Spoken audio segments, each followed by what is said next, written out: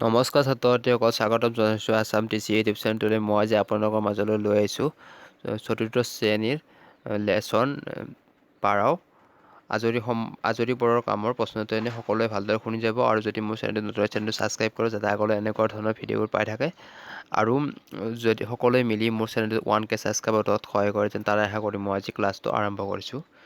বাক্যবোৰ সজাই লিখা। ভাল খেলি কেৰম পাওঁ মই। উত্তৰ, মই কেৰম খেলি ভাল পাওঁ। খ নম্বৰ, ভিতৰত কৰি কাম আছে মায়ে। উত্তৰ, মায়ে ভিতৰত কাম কৰি আছে।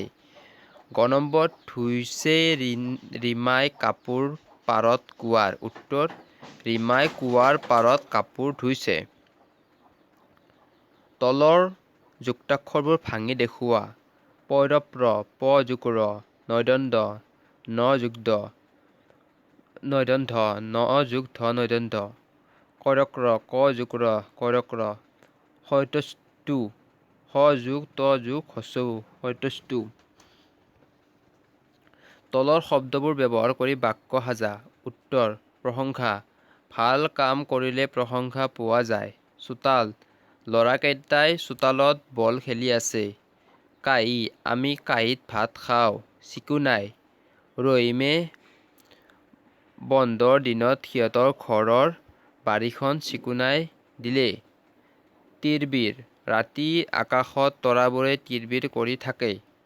উত্তৰ দিয়া। ক, চন্দন আৰু প্ৰীতম কেতিয়া গাঁৱৰ ঘৰলৈ গৈছিল? উত্তৰ, গৰমৰ বন্ধত। ২ নম্বৰ, গাঁৱত তেওঁলোকৰ কোন আছিল? উত্তৰ, ককাক আছিল। ৩ নম্বৰ, তেওঁলোকে গাঁৱৰ ঘৰলৈ কিহেৰে গৈছিল? উত্তৰ, গাড়ীৰে গৈছিল। ককাকে ৰাতিপুৱা কি কৰে? উত্তৰ, ককাকে ৰাতিপুৱা ফুৰিবলৈ যায়। ২ নম্বৰ, তেওঁলোক ঘৰলৈ আহি কি কৰাৰ কথা ভাবিলে? উত্তৰ, নিজৰ কাম আনক কৰিবলৈ নিদিয়ে। আজৰি সময়ত মাক দেউতাকক সহায় কৰাৰ কথা ভাবিলে। ৩ নম্বৰ, সন্ধিয়া তেওঁলোকে ঘৰত কি কৰে?